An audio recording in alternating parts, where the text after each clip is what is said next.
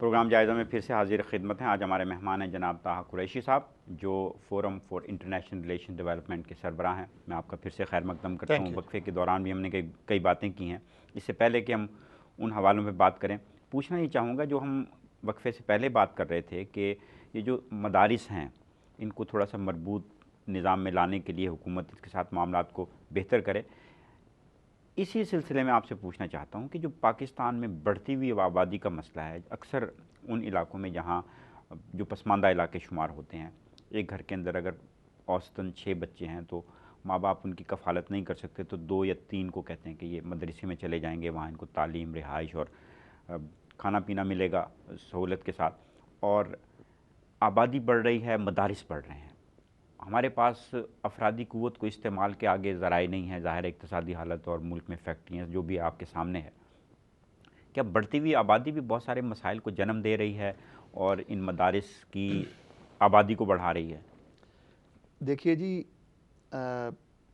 پہلے تو میں جو بات کر رہا تھا نا کہ جو ہمارے 5 ٹیئر سسٹم ہے, ایک مدارس کا نظام ہے, ایک پرائمری اسکول جو گورنمنٹ کے ہیں ان کا ہے, ایک انگلش میڈیم جو گلیوں میں کھلے ہوئے ہیں پرائیویٹ انگلش اسکولز جو ہیں, اور ایک ہیں ہائی لیول کے انگلش میڈیم اسکول جس طرح ایچیسن ہے, اور ایک ہمارے ہاں ایک اور ہے جو کہ آرمی کے جو اسکول ہیں. تو یہ ان تمام جو ٹیئرز ہیں ان میں ایک بہت بڑا ایک گیپ ہے, مختلف قسم کے طبقات جو ہیں وہ پیدا ہو رہے ہیں. میں سمجھتا ہوں کہ حکومت وقت کو اس پر تھوڑی سی توجہ دینی چاہیے کہ کس طریقے سے جو گیپ ہے, یہ مختلف قسم کی جو ہمارے اندر جنریشنز پیدا ہو رہی ہیں, اس گیپ کو کیسے ریڈیوس کیا جائے. جو خود ایجوکیشن کے پڑھے ہوں گے وہ کہاں یہ گیپ ختم کریں گے؟ بس یہی تو بس پھر اب ہمارا المیہ ہے کہ ہماری قوم کو سوچنا پڑے گا کہ ہم کون سے لوگوں کو الیکٹ کر کے لائیں جو کہ گراس روٹ لیول کے جو بندے ہیں ان کے مسائل کو سمجھ سکیں. اور میں سمجھتا ہوں کہ اس وقت آپ کا خیال ہے کہ عمران خان کو پتہ ہوگا مسائل کیا ہیں جو عوام ہیں, جو ٹاٹ پہ پڑھنے والے بچے ہیں, جو غلام کے طور پہ پیدا ہوئے اور غلام کے طور پہ زندگی گزار رہے ہیں؟ دیکھیے ایک بات تو آپ ضرور اس کی میرے خیال میں تعریف کریں گے کہ عمران خان, میں ویسے سیاسی آدمی نہیں ہوں, ہمارا سیاست سے اس سلسلے میں کوئی تعلق نہیں ہے, لیکن عمران خان جن لوگوں کو وہاں KPK میں آگے لے کر آئے ہیں وہ عام طبقے سے تعلق رکھتے ہیں.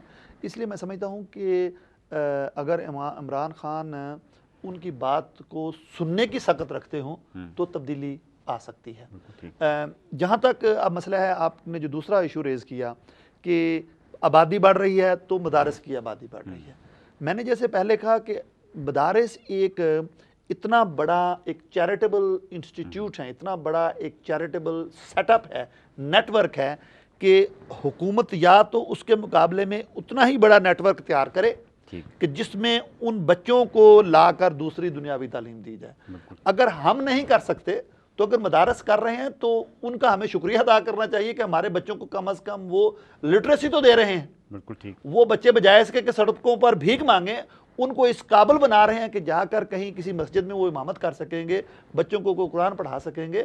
میں اس کا ایک پازیٹیو پہلو بھی دیکھتا ہوں. لیکن یہ تاثر کیوں بن گیا ہوا ہے کہ یہ مدارس جو ہے وہ انتہا پسندی کو یا خودکش حملہ آوروں کو جنم دے رہے ہیں؟ دیکھیے میں تو اس جو فلسفی ہے اس کو نہیں مانتا. ہمارے ہاں ہزاروں کی تعداد میں, لاکھوں کی تعداد میں ایسے مدارس ہیں جو صرف اور قرآن اور حدیث کی تعلیم دے رہے ہیں.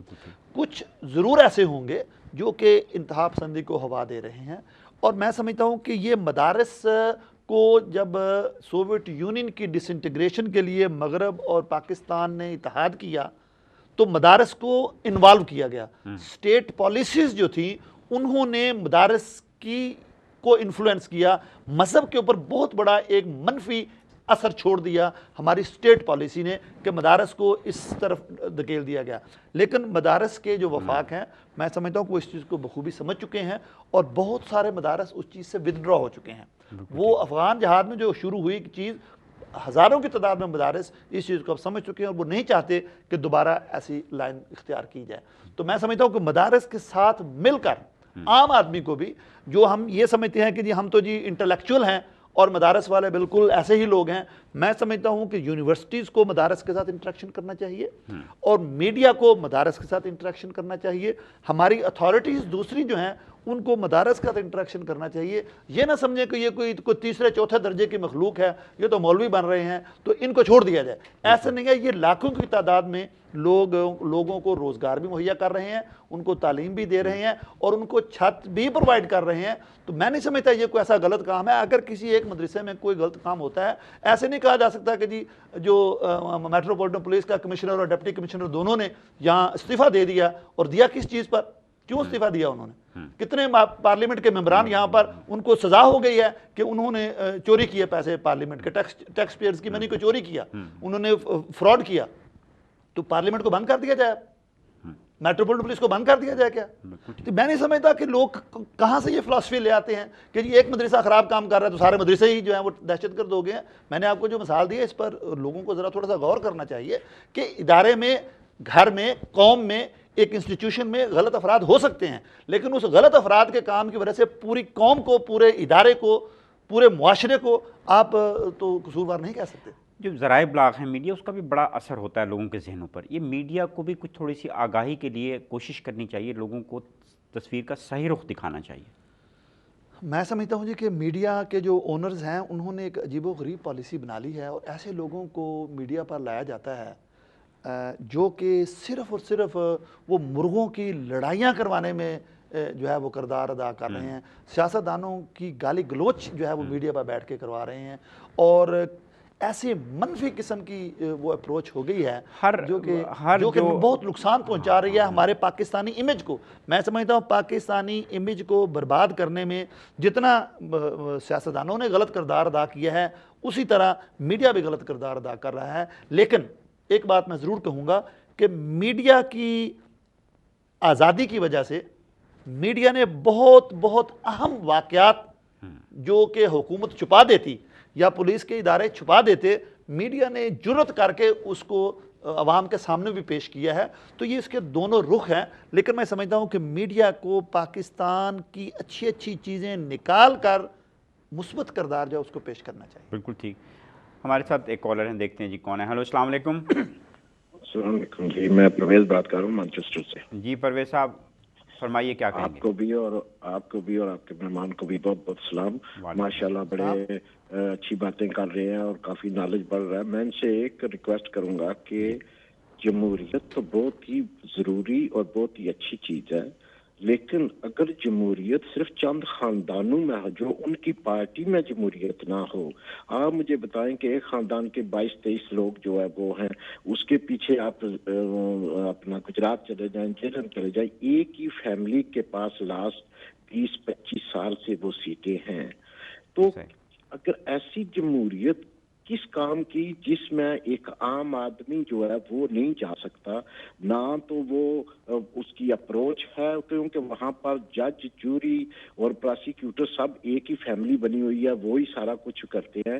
تو وہ جمہوریت کس طرح آگے چلے گی؟ بالکل ٹھیک پرویز صاحب, بہت مہربانی. یہ سوال میں اپنے معزز مہمان کے سامنے رکھتا ہوں. بڑا اچھا سوال کیا کہ یہ جو جمہوریت ہے, بعض لوگ تو اسے کہتے ہیں کہ یہ وہ گندا پانی ہے جسے بار بار نہانے سے ہم صاف نہیں ہو سکتے. اور بعض لوگوں کا خیال ہے کہ جن سیاسی جماعتوں کے اندر واقعتاً جمہوریت نہیں ہے وہ ملک میں جمہوریت کیا لائیں گے؟ کیا کہتے ہیں آپ؟ دیکھیے یہ سوال تو ان کا انتہائی اہم ہے, بلکہ یہ سوال ان کا نہیں, میں سمجھتا ہوں کہ یہ اس وقت پوری قوم کا ہی سوال ہے. لیکن میرا پوری قوم سے یہ سوال ہے کہ ہم ہی ان کو الیکٹ کر کے لاتے ہیں, تو اگر یہ الیکشن کے پروسیس میں عوام اس چیز کو ذرا تھوڑا سا انالائز کر لے, اس کا اچھی طرح تجزیہ کر لے کہ ایک ہی خاندان کے لوگ ہیں, یہ سارے آ رہے ہیں, عام آدمی تو الیکشن لڑنے کا وہاں سوچ بھی نہیں سکتا. نہیں, ایک اور بات ہے, میں قطع کلامی کرنے کی معذرت چاہتا ہوں کہ اگر ہم پچھلے انتخابات کے جو امیدواروں کی فہرست اٹھا کے دیکھیں, سارے حلقوں میں اوسطاً جو ہے 9 امیدوار ہر حلقے سے ہیں, اور ان 9 امیدواروں میں کوئی نہ کوئی ایسا ضرور ہوتا ہے جو اس علاقے کا بڑا معقول آدمی ہوتا ہے, اس کی تو ضمانت ضبط ہو جاتی ہے. جب یہ لوگ ووٹ نہیں دیتے, اس کو ووٹ لوگ نہیں دیتے. یہی تو میں نے کہا کہ قوم کو اس کا تجزیہ کرنا پڑے گا, ایک انالیسس کرنا پڑے گا کہ کیا وجہ ہے کہ ہم ایسے لوگوں کو ووٹ کیوں نہیں دیتے. ہم یہ کہتے ہیں وہ ہمارے جیسے ہیں, ہم کہتے ہیں ایسا ہو جس کے پاس بہت قیمتی گاڑی ہو, بہت تم تراک ہو, بہت پیسہ ہو, اور بعد میں ہمیں ذلیل کرے. وہ یہ تو پھر عوام کی اپنی زیادتی اپنے ساتھ ہے. ان کا سوال پرویز صاحب کا بہت اچھا ہے, لیکن میں سمجھتا ہوں جی دیکھیے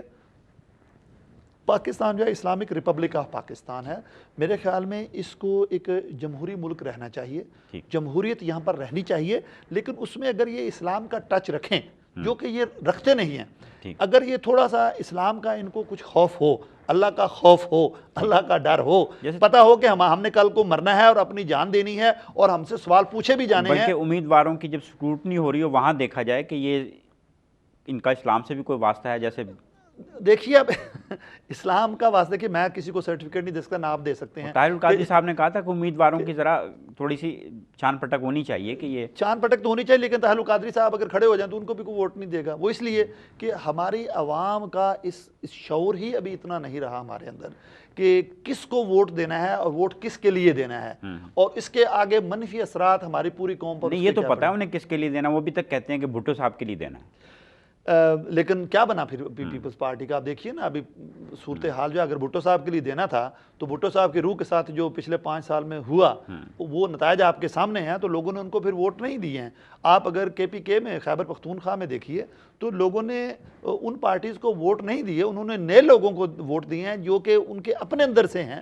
تو میرے خیال میں چینج آ سکتی ہے بشرطے کہ عوام انالیسز کرے, اپنے اس کا ریوزٹ کرے پوری صورتحال کو. جہاں عوام ریوزٹ کرتے ہیں اس چیز کو وہاں عوام تبدیلی لے آتے ہیں. تو یہ ان کا سوال تو بہت اچھا ہے, لیکن KPK میں تبدیلی کیوں نہیں آئی؟ آ گئی ہے کہ نہیں آئی؟ لوگ یہ چاہتے ہیں کہ جادو کی چھڑی ہو اور ایک دم سے کایا پلٹ جائے. یہ جو آپ بتا رہے ہیں کہ عوام نے اپنے جیسے لوگ منتخب کیے ہیں, یہ بہت سست روی کے ساتھ عمل جو ہے آگے کی طرف بڑھے گا. لوگ آئیں گے, ان جیسے لوگ آئیں گے جیسے عام لوگ ہوتے ہیں, لیکن لوگ چاہتے ہیں کہ نہیں, ایک انتخابات اس طرح کے ہوں جس میں سارے جو نام نہاد سیاستدان سب کو مسرد کر کے بالکل نئے لوگ سامنے آ جائیں. فیضان صاحب, جائزہ کی وساطت سے میں لوگوں کو یہ کہنا چاہوں گا کہ ہمیں موقع ہی کب دیا گیا جب سے پاکستان بنا ہے, کب موقع دیا گیا کہ ہم واقعی ہی فیئر الیکشن میں حصہ لے کر فیئر طریقے سے لوگوں کو الیکٹ کر کے آگے لا سکیں. یہ پہلی دفعہ ایسے ہو رہا ہے کہ لوگوں کو کچھ آگہی ہوئی ہے ووٹنگ کے بارے میں, اور 5 سال جمہوری حکومت نے گزارے ہیں. میں سمجھتا ہوں کہ اگر یہ حکومت 5 سال, میں کل ایک جگہ پر بات سن رہا تھا, وہ کہہ رہے تھے کہ شاید یہ 2-3 مہینے بعد یہ حکومت بھی چلی جائے. اب یہ دیکھیے جب اس طرح کی باتیں شروع ہو جائیں, پچھلی حکومت میں بھی بے یقینی رہی. میں سیاسی جماعتوں کے ساتھ میرا اس قدر کوئی افیلیشن نہیں ہے, لیکن پچھلی حکومت کو ہر وقت یہی یقین رہی کہ جی بس دسمبر 2011 میں یہ جا رہے ہیں, اور ذرائع ابلاغ پہ بار بار تاریخیں دی جاتی ہیں, بار بار تاریخیں 18 دسمبر کو یہ جا رہے ہیں جی, اور نئی حکومت آ رہی ہے جی, جنرل کانی صاحب نے بس یہ کہہ دیا ہے بس جی وہ اٹھا دو ان کو جی بس. اب تو اب جب بے یقینی کی صورتحال ہو تو کوئی بھی پارٹی کوئی لانگ ٹرم منصوبہ بندی نہیں کر سکتی. میں سمجھتا ہوں کہ اس وقت آرمی فلی پولیٹیکل پارٹیز یا پولیٹیکل گورنمنٹ کے اس وقت ساتھ ہے, ان کو سپورٹ کر رہی ہے. یہ 5 سال پورے موجودہ حکومت کو ملنے چاہیے. پھر اگلے 5 سال میں سمجھتا ہوں کہ کوئی پازیٹیو تبدیلی آ سکتی ہے. پہلی تبدیلی تو یہ آئے گی کہ جو دھاندلی کے انتخابات میں دھاندلی کے الزامات تھے, یہ انتخابات مزید شفاف ہو جائیں گے, جی ہاں بالکل, پلس بہتر امیدوار ہم توقع کر سکتے ہیں. میں سمجھتا ہوں کہ اگلے 5 سال میں آپ تبدیلی دیکھ سکتے ہیں. اس میں پہلے 2 سال تو وہ تبدیلی آپ کو نظر ہی نہیں آئے گی. نیکسٹ 3 ایئرز اگر حکومت اسی رفتار سے لا اینڈ آرڈر کو اور انرجی کرائسس کو اور جو فائنینشیل انسٹیبلٹی ہے, جو معاشی صورتحال ہے ہماری دگرگوں, اس کو جس طرح یہ جس رفتار سے حل کرنے کی کوشش کر رہی ہے, ابھی صرف کوشش ہو رہی ہے, پریکٹیکل ابھی دیکھنے کو نہیں ملا. لیکن یہ چیزیں نتیجہ خیز کیسے ثابت ہوں گی؟ اگر بات شروع کرتے ہیں طالبان سے مکالمے مذاکرات اگر طالبان سے ان کے نہیں ہوتے اور ملک میں بے یقینی کی کیفیت رہتی ہے, انتہا پسندی ویسے ہی رہتی ہے, تو ملک میں سرمایہ کاری نہیں ہو سکے گی, اقتصادی حالات ٹھیک نہیں ہو سکیں گے, کیسے ممکن ہے؟ آپ کس طرح سے دیکھتے ہیں, کیا طالبان سے بات چیت ہو سکتی ہے, دروازہ بند ہو جانا چاہیے, کوئی طاقت کا استعمال ہونا چاہیے؟ دیکھیے جی, یہ مغربی حکومتوں کی ایک بہت بڑی میں سمجھتا ہوں حماقت تھی, اور اس وقت کی پاکستانی حکومت کی بھی بہت بڑی حماقت تھی کہ القاعدہ جو کہ ایک نیا سیاسی گروپ وجود میں لایا گیا تھا, یہ لایا گیا تھا ایک گروپ, بجائے اس کے کہ اس کی کیپیسٹی بلڈنگ کرتے اور ان کو اس لیول پر لے آتے کہ وہ بیرونی دنیا کے سامنے ایک اچھی حکومت کا تصور دے سکتے, ان کے ساتھ ہمیشہ منفی سلوک رکھا گیا. ایک تو یہ بات ہے. ہم نے تو 2006 میں پاکستان میں انٹرنیشنل کانفرنس کی تھی, 2006 کی بات کر رہا ہوں, جس میں مولانا فضل الرحمان بھی تھے, شاہ محمود قریشی بھی تھے, جناب فخر امام بھی تھے, یہاں کا ڈیلیگیشن گیا ہوا تھا, اعجاز الحق اس وقت وفاقی وزیر تھے. اس طرح اس سطح کی کانفرنس جو کی تھی ہم نے وہاں پر ملتان میں وہ کی تھی، جنوبی پنجاب کی بات کر رہا ہوں، کہ ڈائلاگ امانگ سویلائزیشنز. تو ہم مغرب کو اس وقت یہ بات کہہ رہے تھے کہ طالبان کے ساتھ جو اس وقت یہ جو فورسز ہیں ان کے ساتھ آپ ڈائلاگ کریں، بجائے اس کے کہ یہ اس وقت ڈائلاگ کرتے. اب ڈائلاگ شروع کیا گیا ہے، اور میں نے 2-3 سال پہلے بھی یہی بات کہی تھی یہاں پر ہاؤس آف کامن میں، یہ بات کہی تھی کہ ڈائلاگ کیجئے اور وہاں پر ایک ایگزٹ اسٹریٹجی بنا لیجئے ملک سے نکلنے کی. افغانستان جو ہے وہ افغانوں کے ہاتھوں سے رول ہونا چاہیے، کوئی بھی بیرونی طاقت جا کر اس کو حکمرانی نہیں کر سکے گی ان کے اوپر. تو ہم اس 1-2 چیزیں پروموٹ کر رہے تھے. ابھی بھی میں سمجھتا ہوں کہ it's never too late. Media کو چاہیے کہ یہ مثبت چیز ہے ڈائلاگ، اس کو پروموٹ کریں. اس میں سمجھتا ہوں اگر امریکہ کو سیف ایگزٹ مل جاتا ہے تو امریکہ جا رہا ہے آپ کے خیال سے، اور کچھ حالات بہتر چھوڑ کے جائے گا یا ویسے ہی چھوڑ جائے گا جیسے سوویت یونین کے حصے بکھرے ہونے کے بعد چھوڑ کے گیا تھا؟ دیکھیے جی 2012 جو ہے اس میں اپریل میں نیٹو نے ایک ایگریمنٹ کو انڈورس کر دیا تھا، اور جو مئی 12 میں افغانستان اور یو ایس کے درمیان ایک اسٹریٹجک پارٹنرشپ بھی جو ہے وہ سائن ہو چکی ہے، جس میں پوری کی پوری جو امریکن فورسز ہیں یا آئی ایس ایف کی جو فورسز ہیں ان کو افغان فورسز سے ریپلیس کیا جائے گا. اور جو اس کی آئی ایس ایف کی جتنے بھی فورسز ہوں گے یہ بہت ہی محدود تعداد میں وہ وہاں پر رہیں گے، بہت ہی محدود تعداد میں. کچھ نمبر ہے کہ 10,000 کے قریب شاید یہ وہاں پر موجود رہیں، لیکن کچھ یہ بھی ہے کہ 10,000 شاید امریکن یا 8,000 امریکن رہیں، اور کچھ ہزاروں کی تعداد میں آئی ایس ایف کے جو انٹرنیشنل جو سیکورٹی فورسز ہیں ان کے جو ہے نا بندے وہ موجود رہیں. پھر شکاگو کانفرنس ہوئی ہے 12 میں جو ہے بہت ساری بڑی بڑی انٹرنیشنل جو ہے وہ اسٹریٹجک میٹنگز ہوتی رہی ہیں. وہاں بھی یہ انہوں نے جو ایگزٹ اسٹریٹجی بنائی ہوئی ہے اس کو نیٹو نے انڈورس کیا ہوا ہے. میں نہیں سمجھتا کہ اب کوئی ان کے پاس کوئی ایسا چارہ ہے کہ یہ وہاں مزید رک سکیں، کیونکہ اتنی ہیوی لاسز ہو چکے ہیں کہ وہ اب مزید برداشت نہیں کر سکتے. ابھی بھی انہوں نے یہ میری اب تجویز تھی، آپ یقین کیجئے کہ میں international centre for counter terrorism میں تقریر کرنے گیا تھا، وہاں میری نیٹو کے کمانڈر سے میٹنگ ہوئی تو یورپ کا جو تھا، میں نے ان کو یہی کہا تھا کہ آپ $12 بلین جو ہے مہینے کا اس جنگ پہ خرچ کر رہے ہیں. تو وہاں کیا کر رہے ہیں آپ؟ ڈیموکریسی لے آئیں گے وہاں پر آپ؟ افغان جو عورت بلو برقع پہنتی ہے نیلے رنگ کا، کیا آپ اتار سکتے ہیں وہ؟ یہ تو ان کی کلچرل چیزیں ہیں، کیا ان کے کندھے سے کلاشن کوف اتار سکتے ہیں آپ؟ نہیں اتار سکیں گے. یہ تو ان کی کلچرل چیزیں ہیں. آپ بجائے اس کے اگر انتہا پسندی کو واقعی ختم کرنا چاہتے ہیں تو آپ وہاں کے انفراسٹرکچرز پر پیسہ لگائیں، جنگ پر پیسے نہ لگائیں، وہاں سے پل آؤٹ ہو جائیں. بالکل ٹھیک. تو آپ اگر صرف اس کا چوتھا حصہ بھی وہاں لگائیں گے، اگر چوتھا حصہ بھی لگائیں گے ڈیولپمنٹ پر، تو انتہا پسندی خود بخود ختم ہو جائے گی. ابھی مجھے خوشی ہوتی ہے یہ دیکھ کر، جب یہ چیزیں دیکھتا ہوں کہ جو تجاویز ہم سال خواہ پہلے دیتے رہے ہیں اس پر کسی نہ کسی حد تک کچھ نہ کچھ عمل ہو رہا ہے. ابھی انہوں نے یہ کہا ہے کہ $4 بلین جو ہے ایوری ایئر وہ ان کے انفراسٹرکچر کی ٹریننگ کی ڈیولپمنٹ پر، سڑکوں کی ڈیولپمنٹ پر، ایجوکیشنل انسٹیٹیوشنز کی ڈیولپمنٹ پر $4 بلین جو ہے نا وہ لگائیں گے ہر سال میں. اگر امریکہ اور اتحادی فوجیں وہاں سے نکل جاتی ہیں افغانستان سے تو پاکستان کن حالات میں ہوگا؟ آپ کس طرح دیکھتے ہیں پاکستان کا مستقبل اس تناظر میں؟ دیکھیے جی، کسی بھی ملک میں فارن انویڈرز جب جاتے ہیں یا فارن فورسز جاتی ہیں تو اس علاقے میں انریسٹ کریٹ ہو جاتا ہے. یہ تاریخ ہمیں بتاتی ہے شروع سے. آئی ایس ایف یا امریکن لیڈ جو بھی آپریشن ہے وہاں پر، یا امریکن فورسز کا وہاں سے نکلنا، میں سمجھتا ہوں پاکستان کے لیے خوش آئند ہے. پاکستان، لیکن ہمیں اس خوش فہمی میں قطعاً مبتلا نہیں ہو جانا چاہیے کہ 2014 کے بعد وہاں امریکی فوجی نہیں ہوں گے. ان کے ساتھ ابھی 10 سالہ منصوبہ جو ہے وہ انہوں نے ایک جو پارٹنرشپ یو ایس اور افغان پریزیڈنٹ نے کیا ہے، جو میں سمجھتا ہوں کہ وہ 10 سال کا ایک منصوبہ ہے. وہاں پر ان کی فورسز پھر بھی وہاں رہیں گی. ان کا جو اسٹریٹجک جو وہاں پر جو پرپز ہے وہاں رہنے کا، وہ ابھی ختم نہیں ہوا. تو یہ ان کی فورسز وہاں موجود رہیں گی. وہ یہ کہہ رہے ہیں کہ جی یہاں آرمی کو ٹرین کریں گے، یہاں پولیس کو ٹرین کریں گے. حالانکہ رہنے کا پرپز ہے کیا ویسے بائی دا وے؟ حالانکہ آپ دیکھیے کہ وہ جو گرین آن بلو والا جو کنسیپٹ تھا، جو افغان فوجی ان کو امریکی فوجیوں کو مارتے رہے ہیں وہاں پر، اس وجہ سے انہوں نے وہ اب جو ٹریننگ کا جو پروسیس تھا لاسٹ ایئر ستمبر میں وہ سٹاپ کر دیا. ٹھیک. اور ابھی جب پریزیڈنٹ کرزائی نے یہ دیکھا کہ امریکہ نے طالبان کے ساتھ پینگیں بنانی شروع کر دی اور ان کا ہیڈ کوارٹر بنا دیا ہے اس میں قطر میں, جی. تو دیکھیے یہ ایک اور بہت بڑی حماقت ہے ٹھیک. کہ ایک ملک ہے, اس کا ایک سفارت خانہ موجود ہے, انڈیپینڈنٹ ایک ملک ہے, تو آپ یہ نہیں کر سکتے کہ دوسری کسی کو ایک جو کنفلکٹنگ جو پارٹی ہے اس کا ایک وہاں پر دفتر بنا دیں, اس کے اوپر ان کا جھنڈا لہرا دیں اور ان کے ساتھ نیگوسیشن شروع کر دیں. یہ ایک اسٹریٹجک غلطی تھی جس کو ریئلائز کر لیا گیا ہے, اور جو نیگوسیشنز ہو رہی تھی, جو ڈائلاگ ہو رہا تھا, وہ سٹاپ ہو گیا تھا افغان حکومت اور یو ایس کے درمیان, لیکن بہرحال وہ پھر کنٹینیو ہو چکا ہے. اور ابھی بیت اللہ محسود کی جو اٹیک ہوا, ڈرون اٹیک ہوا, اس کے بعد مزید شہادت یا ہلاکت ہوئی.